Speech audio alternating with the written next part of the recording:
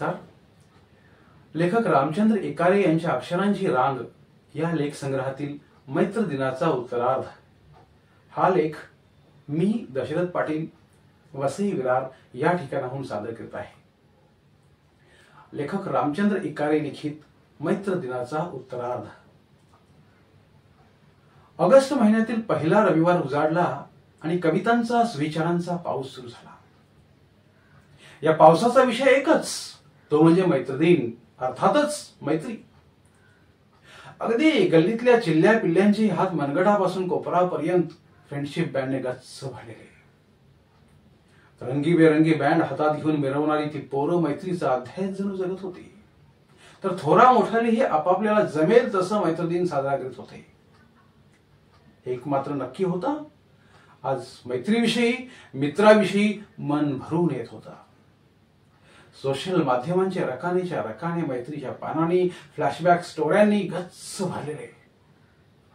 Social माध्यमात एखाद्याची गोष्ट वाचून त्याच धर्तीची आपल्या एखाद्या मित्राची कदाचित न घडलेली स्टोरी पण डोळ्यात पाणी आणून कशी तरी लिहून या मैत्री दिनाच्या सोशल उत्सवात सहभागी होण्यासाठीही काही जण टेम्पररी लेखक, कवी झालेले पाहायला मिळाले.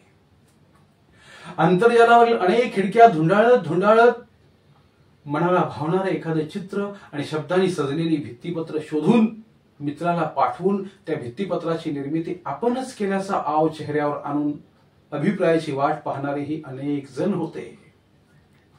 नव्या माध्यमांच्या नव्या युगात उपलब्ध वेळेनुसार अनेकांनी मैत्रीदिन साजराही केला. बघता बघता दिवस संपला आणि हातावरले फ्रेंडशिप बँड हळूहळू उतरू लागले. सोशल माध्यमातल्या संवादात हाय ची जागा चल बाय अने घेतली. अधूनमधून बिझी शब्द ही लोकावू लागला. संवादाला वेळ न देऊ शकणाऱ्यांचीही सवडीनुसार संदेश येऊ लागले. यार मोबाईल सायलेंट होता, यार मीटिंग होती, यार. संवादातील हा बदल इथंच थांबत नाही, तर तू बदललास यार इथपर्यंत पोहोचतात. समज, गैरसमज, अपेक्षांची ओझी, अपेक्षाभंग, केलेल्या उपकारांची जाणीव करून देणं आणि मग जीवापाड वाटणारी मैत्री औपचारिक होऊन जाते.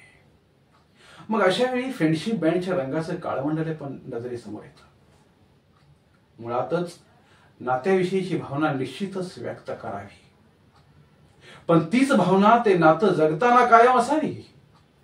वर वर आपलेपणा दाखवणारी नाती संकुचित प्रवाहाच्या दिशेने जाऊ लागतात.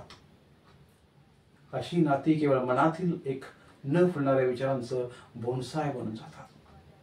बोनसाय घराच्या एका कोपऱ्याला थोडंफार सजलेपण देतही, पण घराला सावली देण्याची क्षमता त्यामध्ये नसते. याचं भान आपण जपायला हवं. नात्यामध्ये केवळ औपचारिकता उरली की नात्याचं बहरणं थांबतं.